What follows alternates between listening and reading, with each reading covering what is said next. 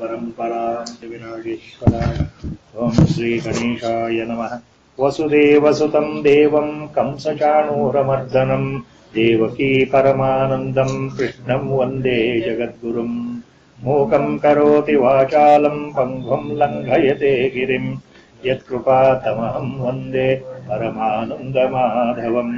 नारायणं नमस्कृत्य नरं चैव नरोत्तमं देवीं सरस्वतीं व्यासं ततो जयमुदीरये।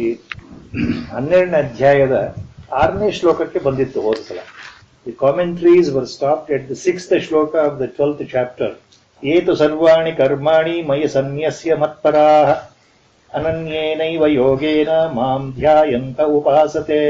Lord is making very clear, extolling the virtue of pure devotion and the path of devotion, while extolling the simplest, easiest way to reach God, the devotion or bhakti, wherein he says this is the best way most of the aspirants. The other path, that is the path of jnana, little difficult. Lot of obstacles are there in the path for the person with sharira bhava. ಶರೀರ ಭಾವ ಇರತಕ್ಕಂತಹ ಜಿಜ್ಞಾಸುಗಳಿಗೆ ಅಥವಾ ಮುಮುಕ್ಷುಗಳಿಗೆ ಅಥವಾ ಸಾಮಾನ್ಯ ಜನರಿಗೆ ಈ ಶರೀರ ಮತ್ತು ಒಳಗಡೆ ಇರತಕ್ಕಂಥ ಚೈತನ್ಯ ವಸ್ತು, ಪರಮಾತ್ಮ ವಸ್ತು, ಇವುಗಳ ಸಂಯೋಗದಿಂದ ಶರೀರವೇ ನಾನು ಅನ್ನೋ ಒಂದು ಭ್ರಾಂತಿ ಇದೆಯಲ್ಲ, ಮಾಯೆಯ ಪ್ರಭಾವದಿಂದ. ಆಚಾರ್ಯ ಹೇಳೋ ಹಾಗೆ ಪರ ಮತ್ತು ಅಪರ ಪ್ರಕೃತಿಗಳ ಸಂಯೋಗದಿಂದ ಸೃಷ್ಟಿಯಾಗಿದೆ ಅಂತ ಹಿಂದೆಯೇ ಪರಮಾತ್ಮ ಹೇಳಿದ್ದಾರೆ.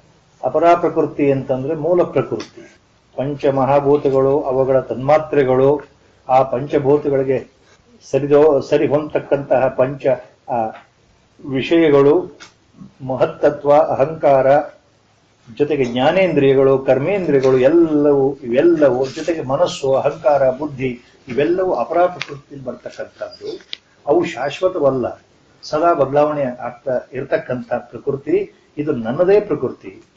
ಇದನ್ನೇ ಆಚಾರ್ಯರು ಈ ಮೂಲ ಪ್ರಕೃತಿ, ಈ ಅಪರಾ ಪ್ರಕೃತಿ ಅಂತ ಪರಮಾತ್ಮ ಏನು ಹಿಂದೆ ಹೇಳಿದ್ದಾನೆ, ಅದನ್ನ ಮಾಯೆ ಅಂತ ಕರೀತಾರೆ. ಈ ಮೂಲ ಪ್ರಕೃತಿಯೇ ಪರಮಾತ್ಮನ ವಿಶಿಷ್ಟ ಶಕ್ತಿ ಮಾಯೆ. ಆ ಮಾಯೆ ತನ್ನ 3 ಗುಣಗಳ ಜೊತೆಗೆ, ಆ ಮಾಯೆಯ ಸ್ವಭಾವವೇ 3 ಗುಣಗಳ ಪರಿವರ್ತನೆ.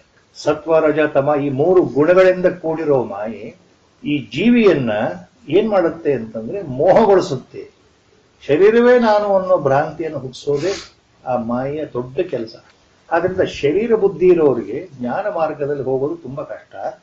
ಅವರೂ ನನ್ನನ್ನು ಸೇರ್ತಾರೆ, ಆದ್ರೆ ತುಂಬಾ ಕಷ್ಟವಾದ ದಾರಿ ಅಂತ ಹೇಳಿ ಸಗುಣ ಪೂಜೆ, ಸಾಕಾರ ಪೂಜೆ, ಭಗವಂತನ ಒಂದು ರೂಪವನ್ನ, ಒಂದು ನಾಮವನ್ನ ನಿರ್ದಿಷ್ಟವಾಗಿ ಮನಸ್ಸಿನಲ್ಲಿ ತೆಗೆದುಕೊಂಡು ಎದುರಿಗೆ ನನ್ನ ಗುರಿ ಇದೆ, ಆ ಗುರಿ ನಾನು ಸೇರ್ತಕ್ಕಂಥ ಗಮ್ಯಸ್ಥಾನ ಪರಂಧಾಮ, ನಾನು ಗುರಿಯನ್ನು ಸೇರಬೇಕು ಅನ್ನೋ ದೃಷ್ಟಿಯಿಂದ ಒಬ್ಬ ಭಕ್ತ ನಿಷ್ಕಾಮ ಭಕ್ತನಾಗಿ, ಅನನ್ಯ ಭಕ್ತನಾಗಿ ತದೇಕ ಚಿತ್ತದಿಂದ ನಾನು ಉಪಾಸನೆ ಮಾಡಿದರೆ, ಜೊತೆಗೆ ತಾನು ಮಾಡ್ತಕ್ಕಂಥ ಎಲ್ಲಾ ಕರ್ಮಗಳನ್ನು ನನಗೇ ಅರ್ಪಣೆ ಮಾಡಿಬಿಟ್ರೆ ನೋಡಪ್ಪ ಅರ್ಜುನ, ಯಾರು ಈ ತರ ಮಾಡ್ತಾರೋ such of those devotees are aspirants. Such of those devotees are aspirants, or in general people who offer all their activities, means they offer their karma, their actions to me alone, means they perform their daily routine worldly actions without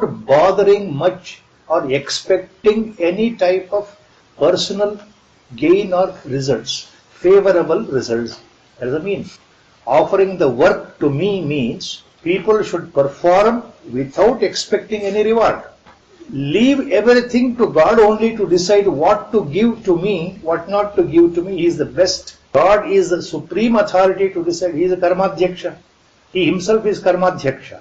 He overrides all the karmas, actions. So he knows what to give, when to give, how much to give. With that motive, if I offer my actions. So Lord says, those who offer their actions to me and with all the concentration and devotion, ananya yogena eva mam dhyayanta athwa mam dhyayanta upasate. So such of those who offer their actions to me and then worship me devotedly with conviction and belief. ಯಾರು ತಮ್ಮ ಎಲ್ಲ ಕರ್ಮಗಳನ್ನ ಯಾವುದೇ ಆಸೆ ಇಲ್ಲದೆ, ಅವುಗಳ ಫಲದ ಮೇಲೆ ನಿರೀಕ್ಷಣೆ ಇಲ್ಲದೆ ಭಗವಂತನಿಗೆ ಎಲ್ಲವನ್ನ ವಹಿಸಿಕೊಟ್ಟು ನೋಡಪ್ಪ, ಇದು ಎಲ್ಲ ಕರ್ಮಗಳ ಫಲ ನಿನಗೆ ಬಿಟ್ಟಿದ್ದೇನೆ ಅನ್ನೋ ಭಾವದಿಂದ ತಮ್ಮ ದೈನಂದಿನ ನಿತ್ಯ ನೈಮಿತ್ತಿಕ ಧಾರ್ಮಿಕ ವ್ಯವಹಾರಿಕ ಕಾರ್ಯಗಳನ್ನ ಮಾಡ್ತಾ ಹೋಗ್ತಾರೋ, ಯಾರು ಅನನ್ಯ ಯೋಗದಿಂದ ಅತಿಯಾದ ಭಕ್ತಿಯಿಂದ ಶ್ರದ್ಧೆಯಿಂದ ನನ್ನನ್ನ ಉಪಾಸನೆ ಮಾಡ್ತಾರೋ ಅಂಥವರು ಮುಂದಿನ ಶ್ಲೋಕದಲ್ಲಿ ಈ ತರ ಮಾಡೋರಿಗೆ ಏನಾಗುತ್ತೆ ಅನ್ನೋದಕ್ಕೆ ಉತ್ತರ ಕೊಡ್ತಾರೆ. ಸೊ ಇದು ನೆಕ್ಸ್ಟ್ ಶ್ಲೋಕ ನಾವು today Lord is giving answer as to what happens to such devotees. Two things are there, he says. They are devotedly always worshipping me or offering all their actions to me only. Teshamaham samuddartha mrityu samsara sagarat bhavami nachirat partha maya veshita chetasam. The promise Lord has given, there should not be any difficulty to understand this shloka. It's very clear. Very clear-cut answer. So such devotees, Maya Veshita Chetasam, such of those devotees, Mayi Aveshita Chetasam, who have completely surrendered their mind into me only, Andre, who are totally devoted to me. That's the meaning. Mayi Aveshita Chetasam, Tesham, Mrityu samsara sagarat samudbharta bhavami. Tesham, such of those devotees, Mrityu samsara sagarat samudbharta bhavami. See that they get out from this cycle of birth and death called samsara. I will see to it that they will never come back again in the next month. I will see to it that they will not have rebirth. Means they will attain me. That means they will dwell in me. That means they will obtain me only. ಈ ಸಂಸಾರ ಎನ್ನೋ ಮೃತ್ಯು ಸಾಗರದಿಂದ ಅವರನ್ನ ಉದ್ಧರಿಸುತ್ತೇನೆ. ಎಂಥವ್ರನ್ನ? ಯಾರು ನನ್ನಲ್ಲಿ ಭಕ್ತಿಯನ್ನು ಮಾಡ್ತಾ ಇದ್ದಾರೆ, ಅನನ್ಯ ಯೋಗದಿಂದ ತಮ್ಮ ಕರ್ಮಗಳನ್ನ ನನಗೇ ಅರ್ಪಣೆ ಮಾಡಿದ್ದಾರೆ, ಮನಸ್ಸನ್ನ ನನ್ನಲ್ಲೇ ಇಟ್ಟಿದ್ದಾರೆ ಅನ್ನೋದಕ್ಕೆ ಮತ್ತೊಂದು ಪದ. ಮೈ ಆವೇಶಿತ ಚೇತಸ, ತಮ್ಮ ಮನಸ್ಸು ಬುದ್ಧಿ ಎಲ್ಲವನ್ನೂ ನನ್ನಲ್ಲೇ ತೊಡಗಿಸ್ಬಿಟ್ಟಿದ್ದಾರೆ. ಮೈ ನನ್ನಲ್ಲಿ, ಇನ್ ಮೀ, ಮೈ ಮೀನ್ಸ್ ಇನ್ ಮೀ, ಆವೇಶಿತ ಚೇತಸಾಂ ತೇಷಾಂ ಸಮುದ್ಧರ್ತ ಭವಾಮಿ, ಅವರನ್ನ ಉದ್ಧಾರ ಮಾಡ್ತೇನೆ. ಎದರಿಂದ? ಮೃತ್ಯು ಸಂಸಾರ ಸಾಗರಾತ್, ಈ ಮೃತ್ಯು ಅನ್ನೋ ಸಂಸಾರದಿಂದ ಉದ್ಧಾರ ಮಾಡ್ತೇನೆ. Lord is using the word ಮೃತ್ಯು here because it is actually ಅಧ್ಯಾರೋಪ understood in Vedanta as per ಆಚಾರ್ಯಸ್ commentary. In the introduction to Bhagavad Gita only he says, samsara means, in the introduction of Bhagavad Gita commentary, Acharya uses the simplest definition first. Samsara means shoka plus leading to bondage and death and rebirth. Samsara means birth and rebirth, death and rebirth. So samsara itself means constant death and constant rebirth. Then why Lord is using the word mrityu again? He is very clear-cut and specific so that we should understand. ಈ ಮೃತ್ಯು ಸಂಸಾರ ಎಂಬ ಸಾಗರದಿಂದ ಅಂದ್ರೆ ನಿನಗೆ ಮತ್ತೆ ಪುನರ್ಜನ್ಮ ಖಂಡಿತ ಇಲ್ಲ, ಮತ್ತೆ ಈ ಸಂಸಾರಕ್ಕೆ ಮರಳೋದಿಲ್ಲ, ಜನ್ಮರಾಹಿತ್ಯ ಸ್ಥಿತಿಯನ್ನು ನಾನು ಕೊಡ್ತೇನೆ, ಮೋಕ್ಷವನ್ನೇ ಕರುಣಿಸ್ತೇನೆ ಅನ್ನೋ ಭಾವದಲ್ಲೇ ಭಗವಂತ ಹೇಳ್ತಾ ಇರೋದು. ಅದಕ್ಕೋಸ್ಕರ ಮೃತ್ಯು ಆ ಶಬ್ದವನ್ನ ಬಹಳ ವಿಶೇಷವಾಗಿ ಸಂಸಾರಕ್ಕೆ ಸೇರಿಸಿ ಹೇಳಿದ್ರು. ಸಂಸಾರ ಅಂದ್ರೆ ಮೃತ್ಯು, ಜನನ ಮತ್ತು ಮರಣ. ಅದು ಹೇಳ್ಬೇಕಾಗಿಲ್ಲ, ಆದ್ರೂ ಭಗವಂತ ಹೇಳ್ತಾ ಇದ್ದ. ಜನನ ಮರಣಗಳಿಂದ, ಮೃತ್ಯು ಅಂತಂದ್ರೆ ಜನನ ಅಂತ ಅರ್ಥ ಮಾಡ್ಕೊಳ್ಬೇಕಿಲ್ಲಿ ಆಚಾರ್ಯರ comment. So this cycle of birth and death, that is the meaning, inner meaning of the word ಮೃತ್ಯು. ಸಮುದ್ಧರ್ತಾ ಭವಾಮಿ, ಅದರಿಂದ ನಿಮ್ಮನ್ನು ಮೇಲೆತ್ತಿ ಬಿಡ್ತೇನೆ, ನಿಮ್ಮನ್ನು ಉದ್ಧಾರ ಮಾಡಿಬಿಡ್ತೇನೆ. ಅದು ಮತ್ತೊಂದು ಆಶ್ವಾಸನೆ. ಯಾವ ರೀತಿ? ನಚಿರಾತ್. ನಚಿರಾತ್ ಅಂದ್ರೆ very soon, very quickly. We have to remember each word here, so important, is the promise of the Lord. ಭಗವಂತನ ಆದೇಶ ಅಂದ್ರೆ ಭಗವಂತನ ಸತ್ಯವಚನ. ನಚಿರಾತ್ ಶಬ್ದವನ್ನು ಭಗವಂತ ಹೇಳ್ತಾ ಇದ್ದೇನೆ. ಯಾತಕ್ಕೆ? ನಿಮ್ಮನ್ನು ಉದ್ಧಾರ ಮಾಡ್ತೇನೆ ಅಂದ್ರೆ ಅರ್ಥ ಆಯ್ತಲ್ವಾ? ನಿಮ್ಮನ್ನ ಈ ಕೂಡಲೇ ಉದ್ಧಾರ ಮಾಡ್ತೇನೆ, ಈ ತಕ್ಷಣವೇ ಉದ್ಧಾರ ಮಾಡ್ತೇನೆ, ನಿಮ್ಮನ್ನ ಬೇಗ ಉದ್ಧಾರ ಮಾಡ್ತೇನೆ ಅನ್ನೋ ಅರ್ಥ ನಚಿರಾತ್. The word he is using here, nachirat, is to emphasize that in this bhakti marga, 1000%, there is a guarantee you will reach me. There is no doubt in that. ಭಕ್ತರಿಗೆ ನನ್ನನ್ನು ಸೇರೋದಕ್ಕೆ ಯಾವ ಕಷ್ಟವೂ ಇಲ್ಲ, ಇದು 100% ಸತ್ಯ ಅಂತ ತನ್ನ ಮಾತನ್ನೇ ತಾನು ಹೇಳೋದಕ್ಕೋಸ್ಕರ ಬಹಳ ಬೇಗ ಅವರನ್ನು ಉದ್ಧಾರ ಮಾಡ್ತೇನೆ ಅಂದ್ರೆ ಅರ್ಥ ಏನು? ಅವರಿಗೆ ಮತ್ತೆ ಮುಂದೆ ಮುಂದೆ ಮುಂದೆ ಅನೇಕ ಜನ್ಮಗಳನ್ನ ನಾನು ಕೊಡೋದೇ ಇಲ್ಲ, ಈ ಜನ್ಮವೇ ಕೊನೆಯಾಗ್ಬಿಡಬೇಕು. ಬೇಗ ಅಂದ್ರೆ ಅದೇ ಅರ್ಥ, ಇದೇ ಜನ್ಮ ಕೊನೆ. This is the last birth. That is a hint Lord is giving by using the word ನಚಿರಾ. ಅಹಂ ನಚಿರಾತ್ ಸಮುದ್ಧರ್ತಾ ಭವಾಮಿ. ಬಹಳ ಬೇಗನೆ ನಿಮ್ಮನ್ನು ಉದ್ಧಾರ ಮಾಡ್ತೇನೆ. ಎದರಿಂದ? ಮೃತ್ಯು ಸಂಸಾರ ಸಾಗರ. ಈ ಮೃತ್ಯು ಜನನ ಮರಣ ಅನ್ನೋ ಈ ಸಂಸಾರದಿಂದ ಪಾರು ಮಾಡಿಬಿಡ್ತೇನೆ, ಮತ್ತೆ ನೀವು ಹುಟ್ಟೋದೇ ಇಲ್ಲ. ಅಂದ್ರೆ ಅರ್ಥ ಏನು? ನಾವು ಮಾಡ್ಕೊಳ್ಬೇಕು. ನಿನ್ನನ್ನು ನಾನು ಒಳಗೆ ತಗೊಳ್ತೇನೆ, ನೀನು ನನ್ನಲ್ಲೇ ಐಕ್ಯ ಆಗಿಬಿಡ್ತೀಯ. ಇವೆಲ್ಲ ಭಾವಗಳು ಬರ್ತವೆ. You will merge in me only. Long back we have told all have said in Vedanta, for the sake of clarity or communication, the word merging is used. You merge in me antandre it looks as if duality. You are different, I am different, so you merge in me. Idu for saying purpose. To communicate ಅರ್ಥ ಆಗಲಿ ಅನ್ನೋ ವ್ಯವಹಾರಿಕ ದೃಷ್ಟಿಯಿಂದ ಐಕ್ಯ ಸಾಯುಜ್ಯ ಶಬ್ದಗಳು ವೇದಾಂತದಲ್ಲಿ ಬಳಕೆ ಆಗ್ತಾ ಇವೆ. ನೀನು ನನ್ನಲ್ಲೇ ಐಕ್ಯ ಆಗ್ಬಿಡ್ತೀಯ ಅಂದ್ರೆ ನೀನು ನಾನೇ ಆಗ್ಬಿಡ್ತೀಯ, ನಾನು ನೀನೇ ಆಗ್ಬಿಡ್ತೇನೆ ಅನ್ನೋ ಮೂಲ ಅದ್ವೈತ ಭಾವವನ್ನೇ ತಿಳ್ಕೊಳ್ಬೇಕು. ದೇಹ ಇರುವಾಗಲೇ ಆಗಬಹುದು, ಅದು ಜೀವನ್ಮುಕ್ತತೆ. ಆದರೆ ಕೆಲವು ಸಂದರ್ಭದಲ್ಲಿ ದೇಹ ಬಿಟ್ಟ ಕೂಡಲೇ ಆಗಬಹುದು, ಮರಣದ ನಂತರ ಆಗಬಹುದು, ಅದು ವಿದೇಹ ಮುಕ್ತಿ.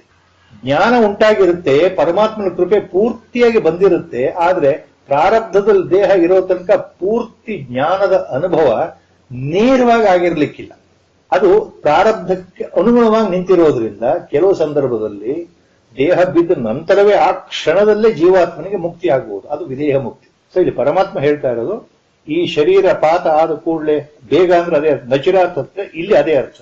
ಮುಂದೆ ಮತ್ತೆ ತೇಷಾಂ ಅಹಂ ಸಮುದ್ಧರ್ತ ಮೃತ್ಯು ಸಂಸಾರ ಸಾಗರಾತ್ ಭವಾಮಿ ನಚಿರಾತ್ ಪಾರ್ಥ ಮಯ್ಯಾವೇಶಿತ ಚೇತಸಾಂ. In so many ways Lord has repeated repeated repeated ಇದೇ ಭಾವವನ್ನು. ಯಾರು ನನ್ನ ಭಕ್ತರಾಗಿದ್ದಾರೋ ಅವ್ರನ್ನ ನಾನು ಉದ್ಧಾರ ಮಾಡ್ತಾನೆ ಅನ್ನೋ ಭಾವ ಭಕ್ತಿ ಯೋಗದ ಭಕ್ತಿ ಮಾರ್ಗದ ಶ್ರೇಷ್ಠತೆ ಬಗ್ಗೆ ಭಗವಂತ ಹೇಳ್ತಾ ಇದ್ದಾರೆ. ದಿಸ್ ಈಸಿಯೆಸ್ಟ್ ವೇ ಆಫ್ ಭಕ್ತಿ ಮಾರ್ಗ, repeatedly in different shlokas, in different same point has already come, and also in the later chapters it will come. Path of devotion. In the last chapter, 18th chapter, the last two shlokas of Upadesha, they are very, very important. 55th and 66th. After that, the Upadesha stops. 65-66ನೇ ಶ್ಲೋಕ ಇದೆಯಲ್ಲ, 18ನೇ ಅಧ್ಯಾಯ ಮೋಕ್ಷ ಸನ್ಯಾಸ ಯೋಗ, ಅದು ಕೊನೆಯ ಉಪದೇಶ ಭಗವಂತ ಕೊಟ್ಟಿದ್ದು. ಆ ಎರಡೂ ಶ್ಲೋಕಗಳು ಚರಮ ಶ್ಲೋಕಗಳು ಅಂತ, ಭಗವಂತನ ಉಪದೇಶದಲ್ಲಿ ಅತ್ಯಂತ ಶ್ರೇಷ್ಠವಾದ ಶ್ಲೋಕಗಳು ಅಂತ ಹೇಳ್ತಾರೆ. The end point, culmination of ಉಪಸಂಹಾರ ಆಫ್ ದಿ ಉಪದೇಶ itself. Second chapter 11th ಶ್ಲೋಕ ಆನ್ವರ್ಡ್ಸ್ he starts ಉಪದೇಶ. 18th chapter 66th shloka he stops. What about those two shlokas 65 and 66? 66 in order. If you remember, we have to memorize that, as our Gurudev used to say. Once you memorize, forget about the name of the issue, which shloka, which chapter, the substance we have to remember. Manmana bhava madbhakto madhyaji mam namaskuru mamai vaishyasi satyam te pratijane priyosi me. That is the Lord's final, one of the final sentences. Manmana bhava madbhakto madhyaji mam namaskuru mamai vaishyasi satyam. Mame vaishyasi satyam. It 100% guaranteed that you join me, you enter in me, you dwell in me, you get me only. Satyam pratijane. This is my satyavachana, I promise, he says that. So there also bhakti. Manmana bhava madbhakto madhyaji maham namaskuru. He makes it very clear. ಯಾವಾಗಲೂ ನನ್ನನ್ನು ಧ್ಯಾನಿಸು, ನನ್ನನ್ನು ಮನಸ್ಸಲ್ಲಿಟ್ಕೋ, ನನ್ನ ಭಜನೆಯನ್ನು ಮಾಡು, ಸಂಕೀರ್ತನೆಯನ್ನು ಮಾಡು, ನನ್ನ ಸ್ತೋತ್ರಗಳನ್ನು ಹೇಳು, ಮನಸ್ಸನ್ನು ನನ್ನಲ್ಲೇ ಇಡು. ಮನ್ಮನಾಭವ, ನನ್ನ ಭಕ್ತನಾಗು, ಆಗ ನೀನು ನನ್ನನ್ನೇ ಸೇರ್ತೀಯ. ಅದು ಆ ಕೊನೆಯ ಶ್ಲೋಕದಲ್ಲಿ ಇವೆಲ್ಲ ತಗೊಳ್ಬಹುದು. ಮತ್ತೆ ಕೊನೆಯ ಹಂತದ ಉಪದೇಶ, ಈ ಮಾನವ ಕುಲಕ್ಕೆ ಕೊಟ್ಟಿರೋ ಉಪದೇಶ. ಅದು ಬರೀ ಅರ್ಜುನನಿಗೆ ಮಾತ್ರ ಅಲ್ಲ. ಅದಾದ ಕೂಡಲೇ ಮತ್ತೇನು ಹೇಳ್ತಾನೆ, ನೀ ನನ್ನ ಭಕ್ತನಾದ್ರೆ ಸಾಕು ಅಂತ ಹೇಳಿ ಕೊನೆಗೆ ಉಪಸಂಹಾರ ಹೇಗಾಗುತ್ತೆ ಭಗವದ್ಗೀತೆ. ದ ಲಾಸ್ಟ್ ಫೈನಲ್ ಉಪದೇಶ, ಸರ್ವಧರ್ಮಾನ್ ಪರಿತ್ಯಜ್ಯ ಮಾಮೇಕಂ ಶರಣಂ ವ್ರಜ. ಅಗೇನ್ ಮಾಮೇಕಂ ಶರಣಂ ವ್ರಜ. Surrender to me only. ಏನ್ ಭಕ್ತಿ? Total devotion. ಸರ್ವಧರ್ಮಾನ್ ಆಚಾರ್ಯ ಇದನ್ನ ಅಲ್ಲಿ ಕೊನೆಯಲ್ಲಿ ತಗೊಳ್ಬಹುದು. ಬಹಳ ಎಲ್ಲವನ್ನೂ ಬಿಟ್ಟು ಎಲ್ಲವನ್ನೂ ಮರ್ತ ಹಾಕ್ಬಿಡೋದು. ಸರ್ವಧರ್ಮಾನ ಅನ್ನೋದಕ್ಕೆ ಬಹಳಷ್ಟು ಅರ್ಥಗಳಿವೆ. ಇನ್ನೆಲ್ಲ ಧರ್ಮಗಳನ್ನಂತೂ ಸಾಮಾನ್ಯ ವ್ಯಾಖ್ಯಾನ, ಸದ್ಯಕ್ಕೆ ಹಾಗೆ ಇರಲಿ, ತುಂಬಾ ಅರ್ಥ ಇದೆ. ನೀ ಎಲ್ಲವನ್ನೂ ಮರೆತು ಏನು ಮಾಡದಿದ್ರು ಬೇಡಪ್ಪ, ನನಗೆ ಶರಣ ಆಗು ಅಂತ ಹೇಳ್ತಾನೆ ಭಗವಂತ. ನನ್ನಲ್ಲಿ ಭಕ್ತಿಯನ್ನ ಇರು, ನನ್ನನ್ನ ನಂಬು. ಜಗತ್ಕಾರಣನೋ ಜಗತ್ಪಿತನೋ ಕರ್ಮಾಧ್ಯಕ್ಷನೋ ಸೃಷ್ಟಿ ಸ್ಥಿತಿಗೆ ಲಯಕ್ಕೆ ಕಾರಣನಾಗಿರ್ತಕ್ಕಂತಹ, ಜಗತ್ತಿಗೆ ಉಪಾದಾನ ಕಾರಣ ಮತ್ತು ನಿಮಿತ್ತ ಕಾರಣ ಎರಡೂ ಆಗಿರತಕ್ಕಂಥ ಪರಮಾತ್ಮ, ನಾನು ನಿನ್ನಲ್ಲೇ ಶರಣಾಗಿದ್ದೇನೆ, ನೀನು ಬಿಟ್ರೆ ನನಗೆ ಬೇರೆ ಗತಿ ಇಲ್ಲ ಅನ್ನೋ ಭಾವ. ಮಾಮೇಕಂ ಶರಣಂ ವ್ರಜ ಅಹಂ ತ್ವಾ ಸರ್ವ ಪಾಪೇಭ್ಯೋ ಮೋಕ್ಷಯಿಷ್ಯಾಮಿ ಮಾ ಶುಚಃ. So don't worry. ಮೋಕ್ಷಯಿಷ್ಯಾಮಿ, that word he has used again there. ಸಮುದ್ಧರ್ತ, ಉದ್ಧಾರ ಮಾಡ್ತೇನೆ, ಅದೇ ಅರ್ಥ. ಮೋಕ್ಷಯಿಷ್ಯಾಮಿ ಅದೇ ಅರ್ಥ. I speedily save, very quickly I save such devotees who are offering their mind and service to me only from this ocean of death. Importance of Sakara Brahma Aradhane. Sakara Brahma, God with form and name. ಆಚಾರ್ಯರು ಹೇಳ್ತಾರೆ ಇಲ್ಲಿ ಭಗವತ್ಪಾದರು, ಮನಸ್ಸಿಗೆ ನಿರಾಕಾರ ತತ್ವ, ಆಕಾರ ಇಲ್ಲದೆ ಇರೋ ಭಗವಂತನನ್ನ ಕುರಿತು ಧ್ಯಾನ ಮಾಡಲಿಕ್ಕೆ ಸಾಧ್ಯ ಇಲ್ಲ. ಅದಕ್ಕೆ ಒಂದು ಆಲಂಬನ ಬೇಕು. The mind needs some substance, some object, some prop, some adhara to hold, so that it can concentrate itself on that particular image, at least form or name. ಮನಸ್ಸಿಗೆ ರಾಮ ಅಂತ ಹೆಸರು ಕಿವಿಗೆ ಬಿದ್ದ ಕೂಡಲೇ ರಾಮನ ಚಿತ್ರ, ರಾಮನ ಆಕಾರ, ಆತನ ರೂಪ, ಆತನ ಮುಖ ಎಲ್ಲವೂ ಕಣ್ಣಿಗೆ ಬರುತ್ತೆ. ಕೃಷ್ಣ ಅಂತ ಕರೆದ ಕೂಡಲೇ ಕೃಷ್ಣನ ರೂಪ ಮನಸ್ಸಿಗೆ ಬರುತ್ತೆ. ಶಿವ ಅಂತ ಕರೆದ್ರೆ ಶಿವನ ರೂಪ ಬರುತ್ತೆ. ಹಾಗೆ ಆಕಾರ ಅಥವಾ ರೂಪ ಮತ್ತು ನಾಮ ಒಂದಕ್ಕೊಂದು ಹೊಂದಾಣೆ. Worshipping this God with form, image and name. So with that a devotee can concentrate very easily on this name and form, either in the meditation or in ನಾಮಜಪ. So without the form or a name to imagine, it becomes very difficult. Our Gurudev for this shloka has given a wonderful example as a scientist. Some of the best examples for the people who are modern day world people. Now such a simple example, only a normal scientist or people of science background will understand. That's why he said don't take out all such examples here, because these examples are meant for the people generally in the world, but science oriented. ವೈಜ್ಞಾನಿಕ ಬುದ್ಧಿ ಇರೋರಿಗೆ ವೈಜ್ಞಾನಿಕ ಉದಾಹರಣೆಗಳನ್ನೇ ತಮ್ಮ ಹೆಚ್ಚಿನ ಮಟ್ಟಿಗೆ ಕೊಟ್ಟಿದ್ದಾರೆ ಗುರುಗಳು ತಮ್ಮ ವ್ಯಾಖ್ಯಾನದಲ್ಲಿ. ಈ ಶ್ಲೋಕಕ್ಕೆ ಒಂದು ಉದಾಹರಣೆ ಮತ್ತೊಂದು ತಗೊಳ್ತಾ ಇದ್ದಾರೆ ಅಷ್ಟೇ, ಕೇವಲ ಉದಾಹರಣೆ. ಅವರು ಕೊಟ್ಟ ಉದಾಹರಣೆ ಎಷ್ಟು ಚೆನ್ನಾಗಿದೆ ಅಂದ್ರೆ, Gurudev says anybody who has read and understood chemistry, chemical formulas, symbols for the elements, for example hydrogen. When somebody writes the letter, capital letter H, when the letter H is written, they know that it represents. The moment they see the letter H, they understand, they recollect all the qualities of the hydrogen atom, how many protons it has, how many electrons it has, what is the elemental nature, what is the atomic weight, all those things will come in the mind of a scientist. But remember, the word, the letter H, hydrogen atom, is invisible. It cannot be seen. Similarly, the letter H represents the atom hydrogen. It cannot convey the form of the atom hydrogen. It has no odor, it has no shape.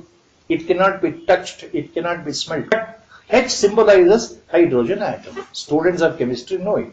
ಕಣ್ಣಿಗೆ ಕಾಣದೇ ಇರತಕ್ಕಂತಹ ಅಣುಗಳು, ಅವುಗಳ ಗುಣಧರ್ಮಗಳ ಬಗ್ಗೆ ನಮಗೆ ಗೊತ್ತಾಗೋದು ಆ ಒಂದು ಶಬ್ದ, ಆ ಒಂದು ಪದ ಅಥವಾ ಆ ಒಂದು ಅಕ್ಷರವನ್ನ ಬರೆದ್ರೆ ಜನಗಳಿಗೆ ಗೊತ್ತಾಗ್ಬಿಡುತ್ತೆ, ಇದು ಯಾವ ಗುಂಪಿಗೆ ಸೇರಿದ್ದು ಅಂತ ಗೊತ್ತಾಗ್ಬಿಡುತ್ತೆ ಅಂತ ಆ ಉದಾಹರಣೆ ಕೊಡ್ತಾರೆ. ಹಾಗೆ ಸಾಕಾರ ರೂಪ ಇದ್ದರೆ ಪರಮಾತ್ಮನ ನಾಮಸ್ಮರಣೆಯಿಂದ ಹಿಡಿದು ಆ ಭಜನೆಯಿಂದ ಹಿಡಿದು ಪರಮಾತ್ಮನ ಅನುಷ್ಠಾನ ಬಹಳ ಸುಲಭ ಆಗತ್ತೆ ಅನ್ನೋ ದೃಷ್ಟಿ. ಇದನ್ನೇ ಮತ್ತೆ ಮುಂದಿನ ಶ್ಲೋಕದಲ್ಲಿ ಪರಮಾತ್ಮ ಸಾಕಾರ ಭಕ್ತಿ ಯೋಗದ ವರ್ಣನೆ. ಶ್ಲೋಕ is known as a landmark ಶ್ಲೋಕ of this chapter.